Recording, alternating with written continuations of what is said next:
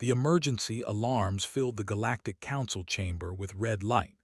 47 species representatives sat in their floating seats, arranged in a perfect circle around the holographic display at the center. The display showed a small mining colony called Threshold 7, and it was about to die. Ambassador stood quietly in the human section, his dark eyes fixed on the swirling mass of red dots surrounding the blue marker that represented the colony. Each red dot was a ship, not just any ship, but a Void Reaver bio-vessel, grown from living tissue and filled with creatures that knew only hunger and destruction. 12,000 lives, Hai said, his reptilian voice crackling through the translation system. His scales shifted from green to dark purple, a sign of distress in his species. 12,000 civilians, workers, families, children. The holographic display updated. The time counter showed 6 hours and 14 minutes until the Void Reaver fleet would reach the colony. Next to it, another number glowed in red. 19 hours. That was how long it would take for the nearest Council defense fleet to arrive. Thane spread his feathered wings, a gesture of frustration. His bird-like eyes darted between the displays and the other Council members. We must begin evacuation protocols immediately. The colony has 42 transport vessels. If we coordinate properly, we can save perhaps 10% of the population. 10%, someone whispered. The words hung in the air like a death sentence. Slammed his clawed hand on the armrest. This is unacceptable. Where are our rapid response units? Why do we not have forces in every sector? The Budget Committee decided 3 cycles ago that concentrated fleet positions were more cost-effective. Another responded. His voice was defensive. We cannot protect every mining outpost in the galaxy. So we let them die. Thane snapped his beak. We simply watch as the Reavers consume an entire colony. Reached slowly to the device on his wrist. His fingers moved across the smooth surface, entering a coded sequence he had hoped never to use. The small screen flashed green, then went dark. The message was sent.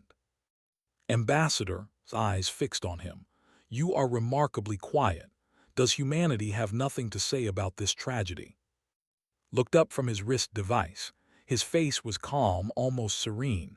I was just notifying the hunters. The chamber went silent. Several turned to stare at the human ambassador. Hunters, scales shifted to a confused orange color.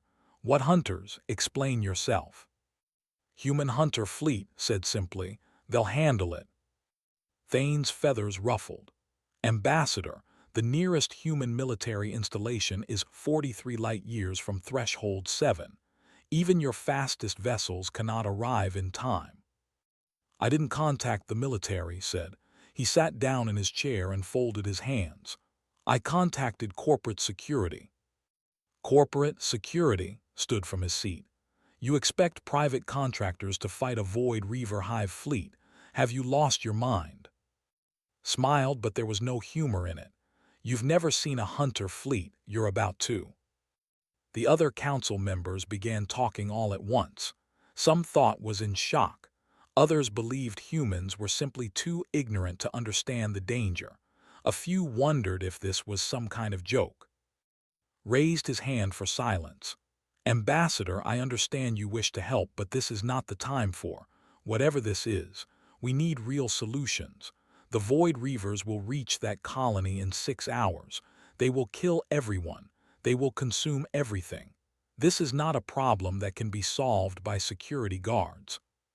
With respect, said quietly, you don't understand what human hunters are. Then explain it to us. Scales flashed angry red. Before could respond, the tactical officer's station began beeping. A young from an aquatic species looked at his screens, then looked again. His membrane-covered eyes widened. Hi, his voice was confused. I'm detecting something. 7 vessels just dropped out of faster-than-light travel. There. They're heading directly toward Threshold 7. Whirled around. What? Who authorized a fleet movement? Which species sent them? The tactical officer's fingers flew across his controls. Transponders identify them as human vessels, but these aren't on any registry I've seen. The power signatures are. That can't be right. Put them on the main display, Thane commanded. The hologram shifted. 7 new contacts appeared, blue icons moving at incredible speed toward the threatened colony. Information scrolled next to each vessel. Names appeared: Raptor, Orca, Jaguar, Wolf, Komodo, Tiger. Those signatures must be wrong, the tactical officer said. These readings show power output 3 times higher than vessels of similar size. And the weapons, according to this, they're carrying enough firepower to level a small moon. Turned slowly to face. What are those ships? Hunter Fleet Group said. Corporate security for the Terran Mining Guild. They were conducting exercises 2 light years from here. Lucky timing. Corporate security? His voice was almost a whisper. Those are warships, military-grade vessels. Your civilians have access to weapons of war. Humans don't do defenseless, said. Every frontier settlement has a hunter fleet on retainer, every mining operation, every trade station. We learned a long time ago that waiting for someone else to save you is a good way to die. Thane was staring at the tactical display, his predator's eyes analyzing the data. Ambassador, there are 42 Void Reaver bioships approaching that colony. Some of them are the size of city blocks. Your 7 vessels, regardless of their armament, are severely outnumbered. Hunters don't worry about numbers, said. They worry about effectiveness. The communication system crackled to life. A deep, steady voice filled the chamber, speaking clear standard galactic common with a human accent. Threshold 7, this is Captain of the Hunter Fleet Group. We have received your distress call. We are inbound at maximum combat speed. Estimated time to engagement, 14 minutes. Recommend all civilians move to reinforced shelters immediately. I repeat, proceed to shelters now. To the Void Reaver hive currently approaching this colony. The captain paused. When he spoke again, his voice was cold as ice and hard as steel. We're coming for you. This is your only warning. Leave now or we're going hunting. The transmission ended. The council chamber was completely silent. 47 species representatives sat frozen, staring at the holographic display where 7 blue icons raced toward certain doom. Or so they thought. Leaned back in his chair and waited. This was going to be educational. The council chamber's tactical display showed everything in perfect, terrible detail. The 7 human vessels moved across the holographic space like arrows shot from a bow. Fast, direct, no hesitation. They're not slowing down, the tactical officer said. His voice carried a note of disbelief. They should be decelerating for combat positioning, but they're actually accelerating. I watched the display with growing horror. This is suicide. They're going to fly directly into the Reaver formation. Thane, you're our military expert. Tell me I'm wrong. Thane's feathers had gone completely flat against his body, a sign of extreme stress. You're not wrong. Standard doctrine against Void Reavers requires maintaining distance. Their bioships spray acid, launch boarding organisms, and can regenerate damage. You need to stay back and use long-range energy weapons to overwhelm their healing capabilities. So what are the humans doing? Someone asked. I don't know, Thane admitted. The communications channel crackled again. This time, it was an internal human frequency, but someone on the HAD left it open for the council to monitor, probably on purpose. Raptor 2, Commander reporting. My tactical team has analyzed the Reaver formation. They're using a standard hive pattern, clustered around 3 queen vessels. I'm sending you the strike coordinates now. Another voice responded, female and precise. Wolf Actual, Lieutenant Minu here. Weapons are hot. Hellfire spreads are loaded and ready. Just give the word, Captain. Then Captain's voice cut through, calm and commanding. All ships, listen carefully. We have civilians counting on us. We have a colony that needs to see tomorrow. The Reavers want to take that away. We're not going to let them. Remember your training, trust your ship, trust your crew, and trust each other. We're hunters. We don't run from the pack. Yes, sir. Multiple voices responded in unison. Watched the council members' faces as they listened. He saw confusion, fear, and slowly something else. Recognition that they were witnessing something they had never seen before. Turned to him. Your captain just said, remember your training. What kind of training do corporate security forces receive? The same training as our military, said. Hunter fleet crews serve a minimum of 6 years before they can apply for corporate positions. Most have combat experience. Captain served in the border wars. Commander was a tactical instructor for 8 years. These aren't security guards playing soldier. They're veterans playing security guard. The tactical display updated. The human vessels had split into 2 groups. 4 ships, Raptor, Wolf, and Jaguar, formed a spearhead formation. The other 3, Orca, Komodo, and Tiger, spread wide, creating a flanking arc. They're dividing their forces, the tactical officer said, against a numerically superior enemy. That's insane, Thane finished. But also tactically sound if they're trying to split the enemy's attention. The question is whether they can survive long enough for it to matter. The first Void Reaver bioships noticed the approaching human vessels. The massive organic spacecraft began shifting, turning their grotesque forms toward the new threat. Sensor readings showed the Reavers were powering up their weapons, acid launchers, flesh missiles, and worse things. Contact in 30 seconds, the tactical officer announced. Everyone in the council chamber held their breath. 47 species, thousands of years of combined civilization, watched 7 human ships race toward a force that could destroy them. The first shots came from the Void Reavers. Streams of bioacid and living projectiles launched toward the human vessels.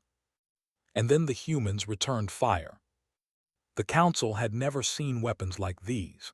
The human ships didn't use energy beams or plasma bolts like civilized species. They used solid metal. Huge slugs of dense material accelerated to incredible speeds by magnetic rails. Mass drivers that turned pieces of iron into planet-killing projectiles. The first Reaver bioship simply exploded. The kinetic round punched through its organic hull like it was made of paper, and the creature's internal pressure did the rest. Green fluid sprayed into space as the massive vessel died. Direct hit, someone shouted from the Wolf. Target 1 is down. Confirmed kill, Commander's voice was all business. Switching to Target 2, all ships focus fire on the Queen vessels. Kill the Queens, confuse the hive. The human ships dove into the Reaver formation like sharks into a school of fish. The tactical display became a chaos of movement and fire, but it was controlled chaos. Every human vessel knew exactly where the others were, exactly what they were doing. They took a hit from a Reaver acid spray. The Council's sensors showed the corrosive substance eating into the ship's hull. Has taken damage, the tactical officer reported. But's voice came through calm and steady. Outer armor compromised. Engaging secondary plating. All crew damage control to Section 7. Continue the attack. Secondary plating, looked at. Your ships have multiple layers of armor. Redundancy, said.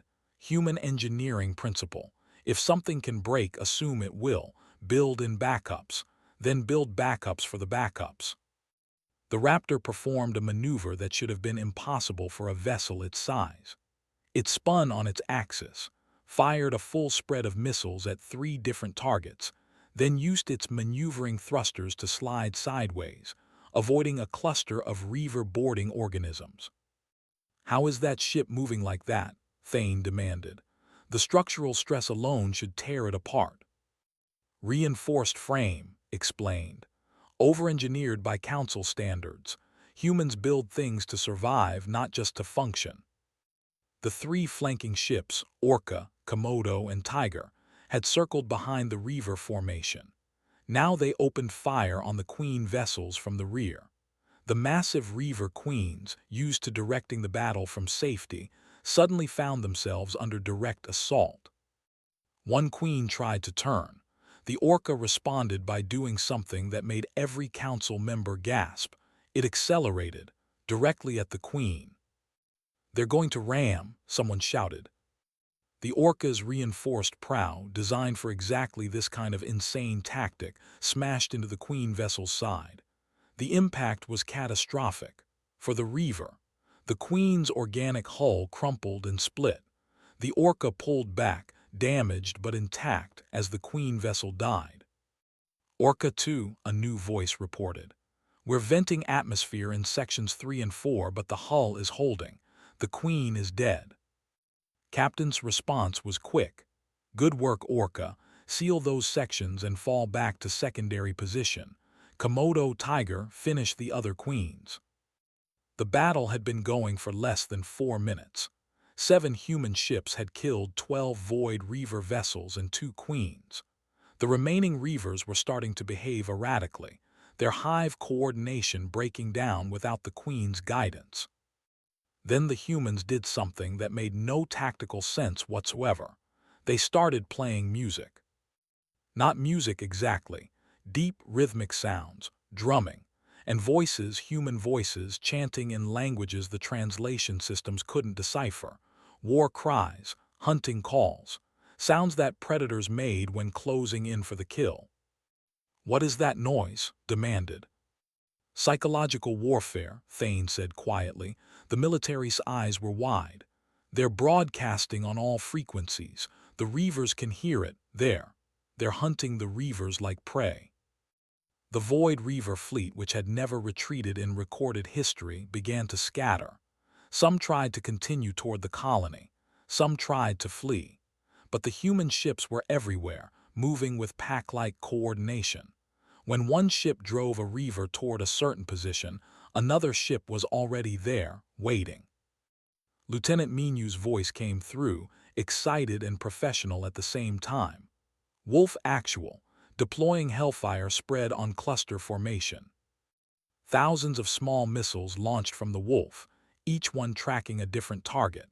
The Void Reavers tried to shoot them down, but there were too many. The missiles swarmed over the Reaver ships like angry insects, and when they hit hard. 5 more Reaver vessels died in explosions of green fire. The tactical officer in the council chamber had stopped giving updates. He just stared at the display, watching the impossible happen. The humans were winning. "No, not winning, hunting.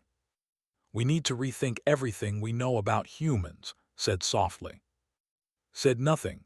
He just watched the tactical display and allowed himself a small smile. The hunters were doing what they did best. The battle had been going for 23 minutes.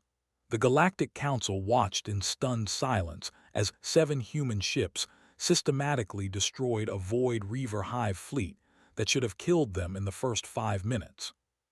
The tactical display told a story that military analysts would study for years. 31 Reaver bioships were already destroyed. Another 6 were severely damaged and drifting. The remaining 5 were trying desperately to escape. The human hunter fleet wasn't letting them. "Raptor to all ships," Commander's voice was sharp and focused. "The damaged vessels near the colony are attempting a kamikaze run. They're going to crash into Threshold 7 if we don't stop them." "I see them," Captain responded immediately. "And Wolf, you're with me. We'll intercept. Raptor, you have command of the pursuit group. Don't let any Reavers escape this system." "Understood, Captain, pursuing now." 3 of the human ships broke formation and accelerated toward the colony. 3 Reaver bioships, trailing green fluid and pieces of their own organic matter, were on a collision course with the mining station. Even dying, they wanted to kill. The positioned itself directly between the first Reaver and the colony. The massive human vessel took the impact on its reinforced bow armor. The collision sent shockwaves through both ships, but they held firm. The Reaver's forward section crumpled like wet paper against the human ship's military-grade plating. Hull breach in sections 1 through 3, someone on the reported. Sealing emergency bulkheads. We're venting atmosphere, but we're holding position. Good, said calmly. Maintain position until that Reaver is completely dead. I want nothing reaching the colony. The Wolf dealt with the second kamikaze Reaver differently. Lieutenant Minu launched a spread of armor-piercing rounds directly into the bioship's damaged sections. The rounds punched deep into the creature's body, and then detonated. The Reaver exploded from the inside, its pieces scattering harmlessly into space. The third Reaver was the problem. It was smaller, faster, and it had gotten too close to the colony before the humans could intercept. That's when Lieutenant Sora of the Jaguar did something that made every pilot in the council chamber forget to breathe. The Jaguar dove toward the nearby gas giant, a massive purple and blue planet that Threshold 7 orbited. Sora took her ship into the planet's upper atmosphere, skimming along the edge where gravity pulled hard and atmospheric drag could tear a ship apart. Jaguar, what are you doing? His voice held a note of concern. That's too risky.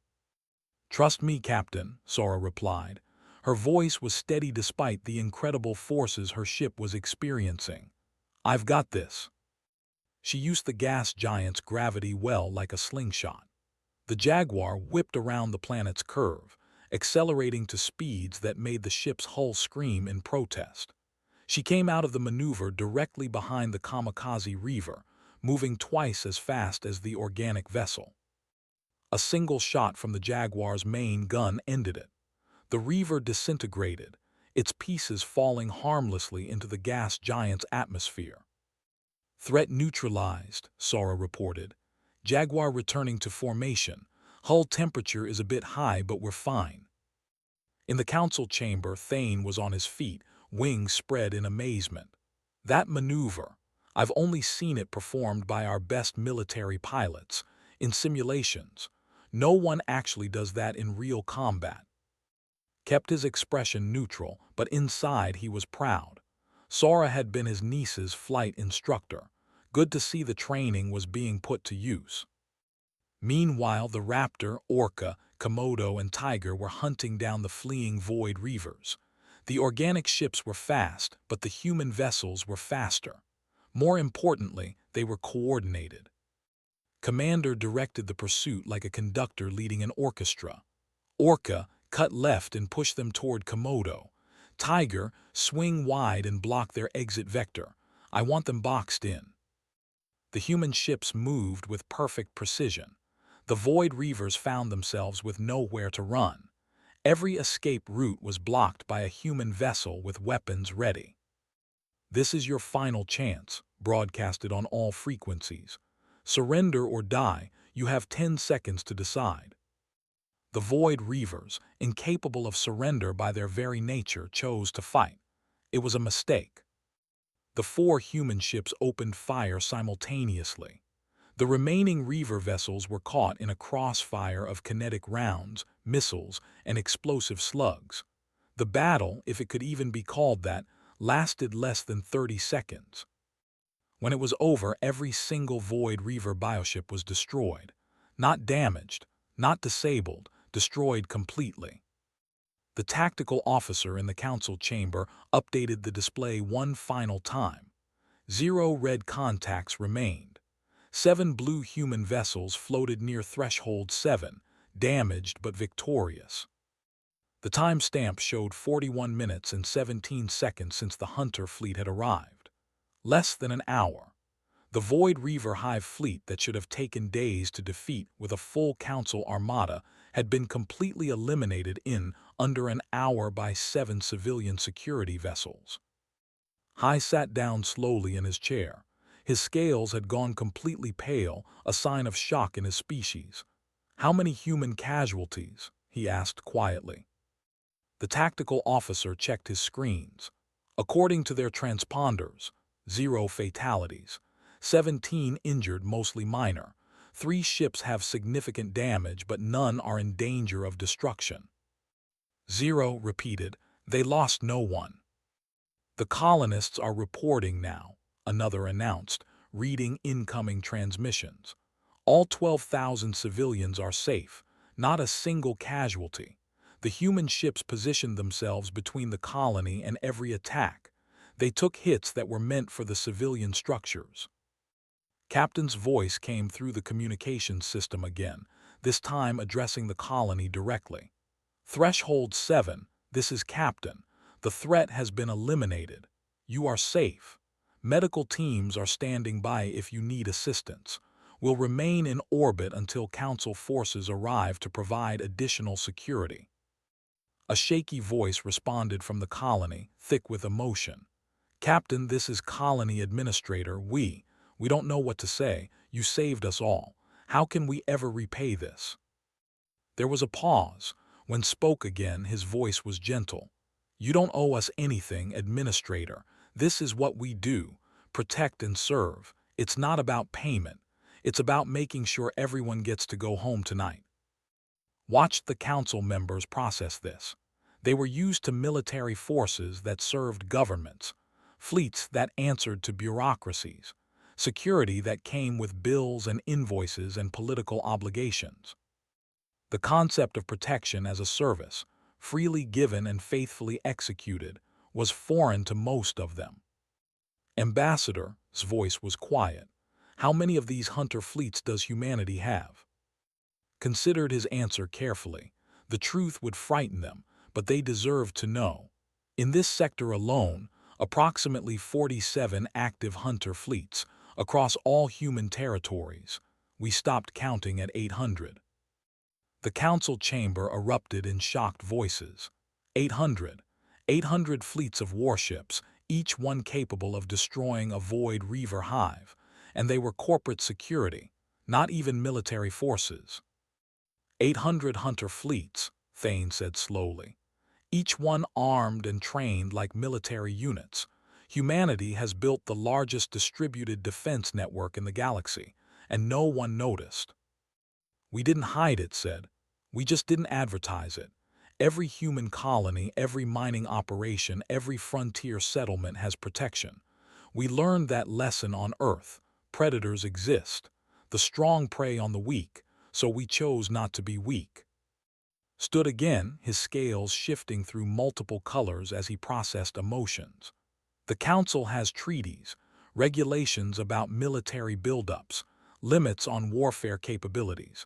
How did humanity bypass all of this? We didn't bypass anything, said calmly. Hunter fleets are corporate security, private contractors. They're not government military forces. They follow all Council regulations for civilian vessels. They just happen to be very well-armed civilian vessels. That's a technicality, someone protested. That's the law, countered. We follow the law. We also follow the first rule of survival, protect your own. On the tactical display, the 7 human ships were beginning damage control and recovery operations. Repair drones deployed. Medical teams shuttled to the colony. The hunters were already helping with cleanup and ensuring the colonists had everything they needed. Thane walked over to stand next to. The bird-like looked at the human ambassador with new eyes. You've changed the balance of power in the galaxy. You realize that, don't you?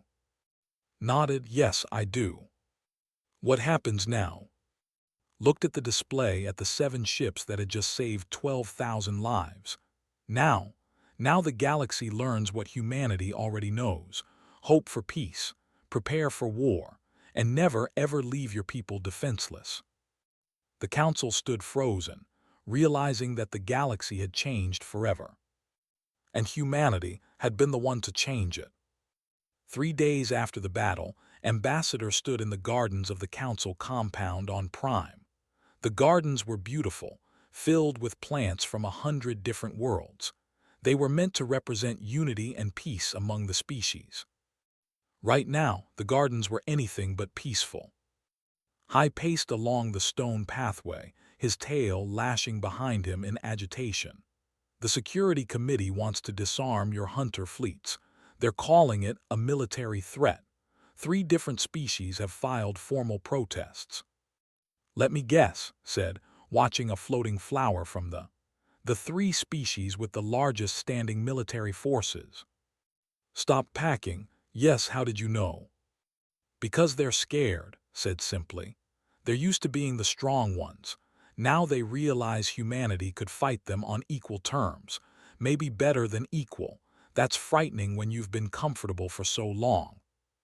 Can you blame them? 800 hunter fleets. Do you know what that represents in raw firepower? I do, replied. It represents the fact that human colonies don't want to die waiting for someone else to save them. Sat down on a bench, his scales shifting to a thoughtful blue color. I've been reviewing the battle footage, the tactical analysis. I spoke with Thane for hours last night. We both came to the same conclusion. And that is, your hunter fleets aren't designed for conquest. They're designed for defense, overwhelming, absolute defense. Look directly at every choice in their design, their tactics, their deployment. It's all about protecting civilians, not attacking enemies. Nodded, that's correct. Then help me understand. Why so much firepower? Why build warships when you could build defense stations? Why create mobile fleets instead of fortifications? Thought about how to explain this. He picked up a small stone from the path and held it up. On Earth, my ancestors were farmers, peaceful people. They just wanted to grow their crops and live quietly. But there were predators, raiders from other villages, wild animals, bandits. So do you know what farmers did? Built walls, guessed. Some did, but walls only protect one place. Farmers had many fields, many villages, so instead they became hunters too. They learned to fight. They kept weapons. They trained together. And when danger came, they didn't hide behind walls and hope for the best. They went out and eliminated the threat. Set the stone down gently. That's what hunter fleets are. We're farmers who learn to hunt. We don't want war. We don't want conquest. We just want our people to be safe. And we learned that safety isn't something you wait for. It's something you create. A soft chime interrupted them. Checked his communication device. The delegation from Threshold 7 has arrived. They're asking to address the full council. Should be interesting, said. They walked together to the council chamber. Inside, representatives from Threshold 7 Colony stood in the center speaking circle. Colony Administrator was there, along with several civilian leaders. But there were also others, human crew members from the Hunter fleet. Captain stood in his combat uniform, which bore scorch marks from the battle. Commander was beside him, along with Lieutenant Minu and Lieutenant Sara. Doctor, the chief medical officer from the stood with them. The council members took their seats, activated the speaking floor. The council recognizes Administrator of Threshold 7 Colony. Stepped forward.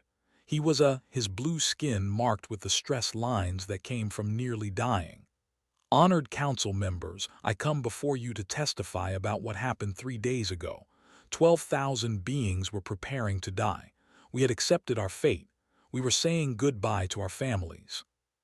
His voice cracked with emotion.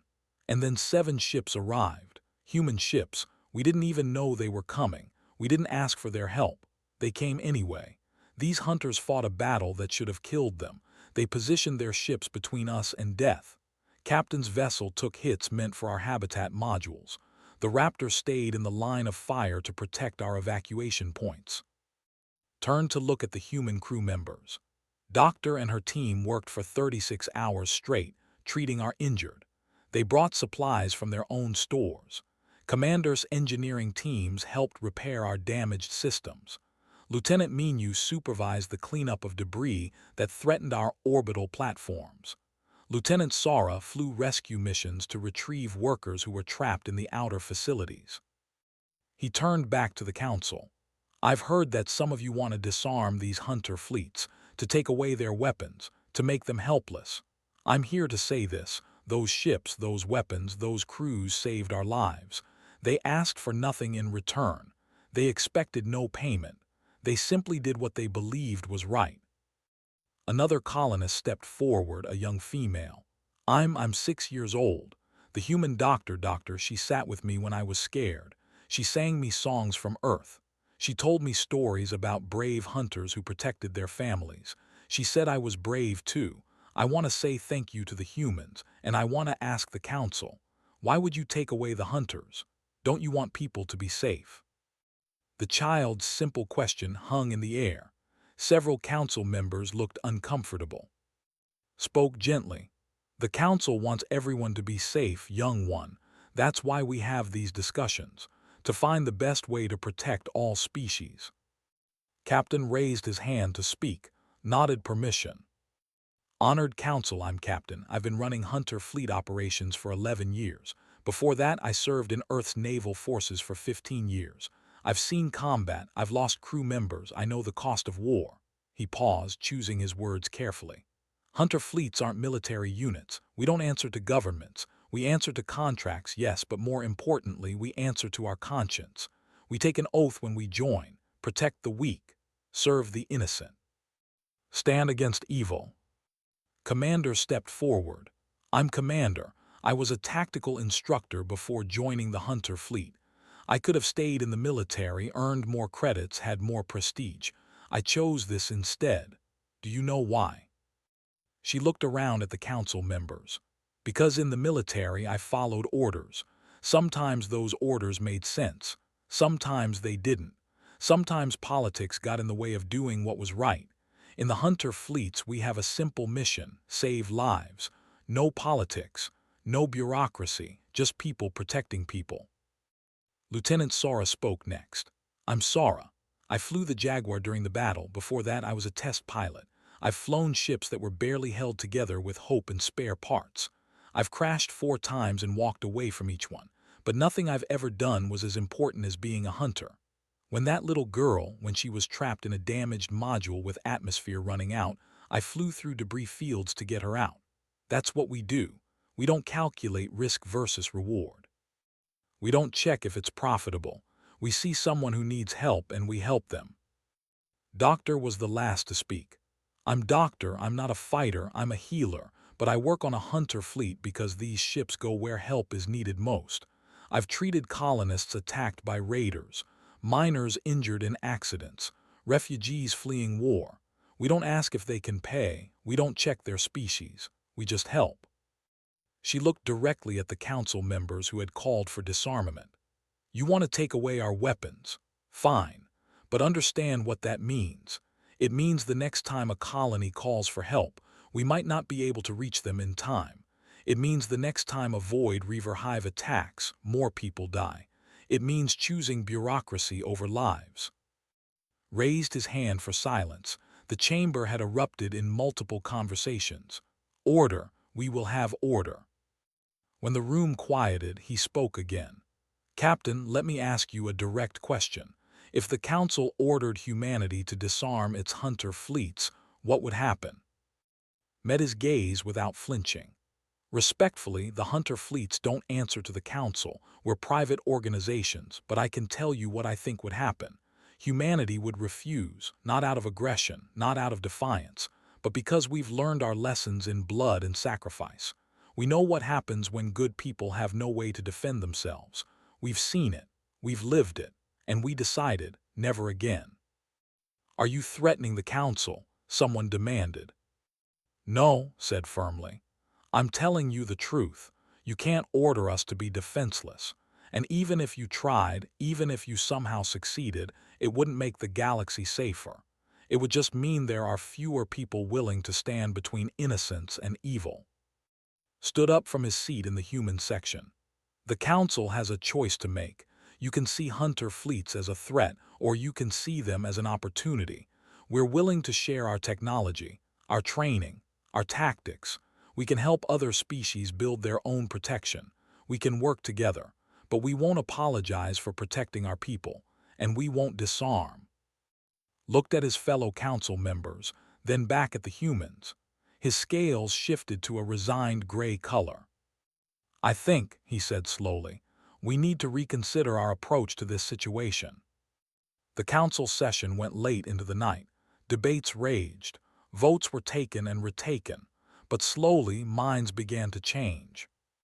The galaxy was learning a hard truth. Sometimes, the best way to keep the peace was to be ready for war.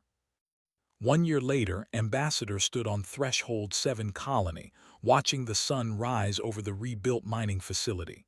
The colony had grown since the attack. More buildings, more people, more life. Beside him, High adjusted his formal robes. The reptilian counselor's scales were a calm green, a sign of contentment. "I never thought I'd see this day," he admitted. "Which day?" asked with a slight smile. "The day you visited a human-protected colony, or the day you helped dedicate a memorial to Hunter fleet crews?" "Both," said. "A year ago I thought your Hunter fleets were dangerous, a threat to galactic stability. Now prompted. Now 3 of my colonies have requested human Hunter fleet protection. My own government is building ships based on your designs, and I'm standing here about to give a speech praising the very thing I wanted to eliminate." Shook his head. "How things change." The memorial ceremony was beginning. Thousands of colonists gathered in the central plaza. Representatives from 17 different species stood together. At the center of the plaza stood a new monument, 3 stories tall, made of polished metal from the local mines. It showed 7 ships standing between a cluster of stars and a dark shadow. The ships were rendered in perfect detail. Raptor, Orca, Jaguar, Wolf, Komodo, Tiger. Below them, a plaque bore inscriptions in 47 languages. When the council stood frozen, the hunters came running. Captain stood near the front of the crowd, his uniform crisp and formal. His hair had a bit more gray than a year ago, but his eyes were the same.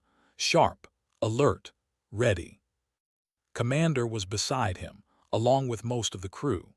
They had refused to miss this ceremony, even though the Hunter fleet was now operating from a new forward base protecting this entire sector. The ceremony began with speeches. Colony Administrator spoke about the terror of that day and the joy of survival. Young, now 7 years old, read a poem she had written about brave hunters and safe homes. When it was turn to speak, the High approached the platform slowly. He looked out at the crowd, then at the monument, then began. "1 year ago I was afraid," he said simply. "I saw human hunter fleets as weapons of war, as threats, as dangers to be controlled or eliminated. I was wrong." He paused, letting the words settle. "I was wrong because I had forgotten something important. I had forgotten that safety isn't free. Protection isn't automatic. Peace isn't maintained by hope and good intentions. It's maintained by those willing to stand between the innocent and the predators." Gestured to the monument. "These 7 ships reminded me of that truth. They reminded all of us. And because of them the galaxy has changed. Not through conquest, not through force, but through example." He pulled out a small data pad and displayed statistics. "In the past year, 14 new hunter fleets have been established. Not all human. They have formed 3. They have 2. Even my own people have begun training hunter crews. We're learning from humanity's example." The Galactic Council has established the Threshold Accords, named after this colony. These accords recognize the right of all species to maintain defensive forces. They encourage cooperation and training. They create standards for hunter fleet operations across all territories. Look directly at, "Captain, you told me once that hunter fleets don't just protect, they teach." You were right. In the past year, human hunter crews have trained over 2,000 officers from other species. You've shared your technology, your tactics, your philosophy. Nodded in acknowledgement but said nothing. He never was one for speeches. Continued. "But perhaps most importantly, you've shared your values. Protect the weak. Serve the innocent. Stand against evil. These aren't human values. They're universal values. We had simply forgotten them." The High scales shifted to a deep, respectful blue.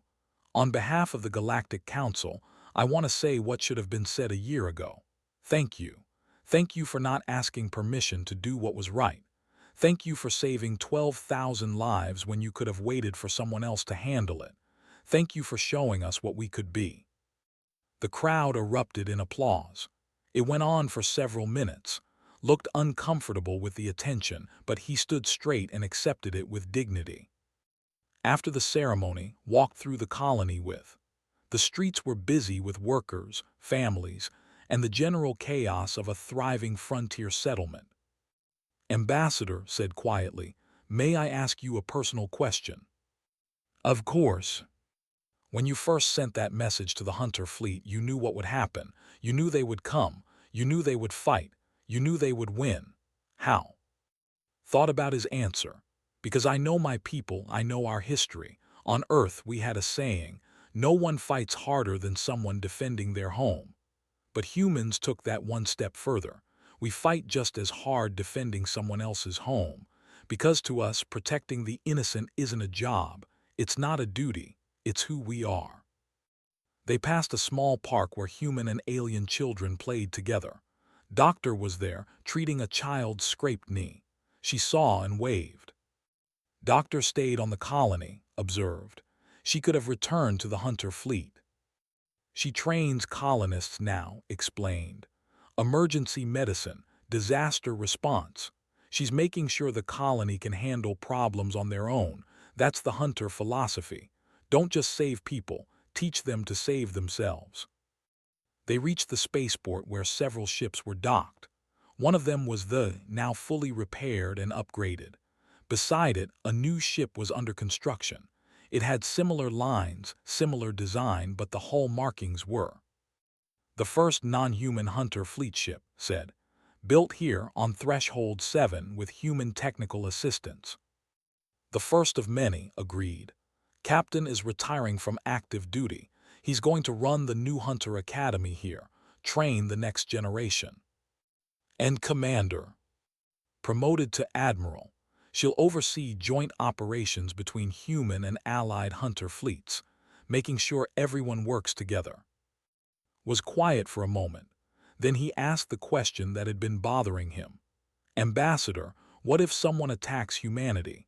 What if one of the Council species sees your Hunter fleets as a threat and decides to strike first?" His expression grew serious. "Then they would learn why humans build Hunter fleets in the first place. We're not warriors who learn to protect. We're protectors who learn to be warriors. There's a difference." "What difference?" "Warriors seek glory. Protectors seek to go home. And humans protecting their families, their friends, their way of life. There's nothing more dangerous in the galaxy." Shivered slightly. "I hope it never comes to that." "So do I," said sincerely. "But if it does, the galaxy will discover what Earth discovered thousands of years ago. The most dangerous predator isn't the one hunting for food. It's the one protecting its pack." They walked in silence for a while, watching the colony's daily life unfold around them. Finally, spoke again. "You've changed the balance of power in this galaxy, Ambassador. Smaller species now have hope. They can defend themselves. They don't have to rely solely on the Council's military. That's revolutionary." "It's necessary," corrected gently. "The Council does good work. Your fleets protect many worlds, but you can't be everywhere at once.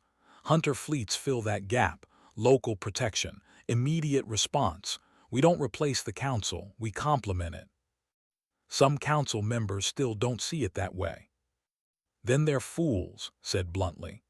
"In the past year, Hunter fleets have stopped 41 raids, prevented 6 pirate incursions, and rescued thousands of civilians. How many of those would the Council fleet have reached in time?"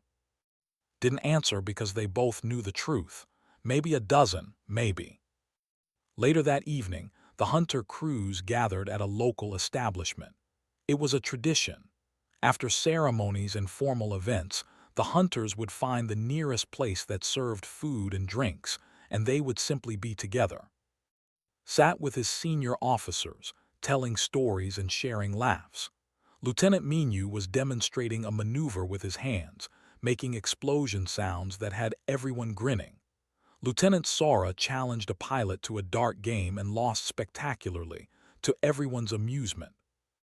Doctor sat with a group of colonists, teaching them a traditional Earth song. The melody was simple but beautiful. It spoke of home and safety and the people who protected both. Watch them from a quiet corner content.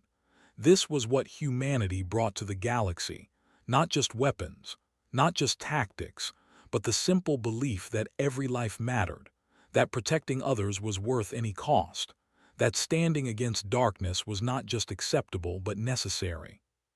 Commander, now Admiral, approached him. Ambassador, enjoying the celebration. "I am," said.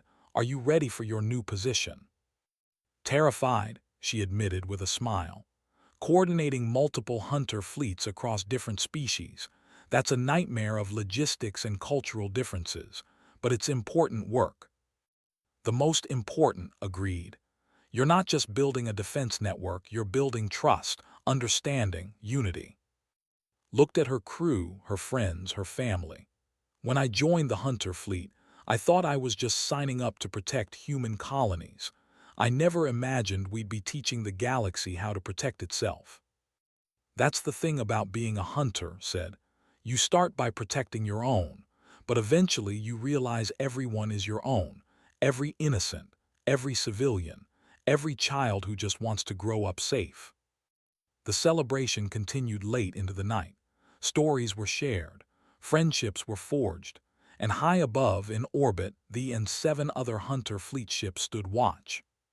Because that's what hunters did. They protected. They served. They stood between the darkness and the light. And they never, ever stopped. The council had stood frozen when faced with impossible choices, but the hunters had run forward when running made no sense. They had fought when victory seemed impossible. They had saved lives when saving seemed hopeless. 1 year later, the galaxy was learning from their example. And the hunters, they were already moving to the next mission, the next colony that needed protection, the next innocents who needed defending. Because being a hunter wasn't about the glory, it wasn't about the recognition. It was about making sure that when someone called for help, someone answered. Every single time. No matter what.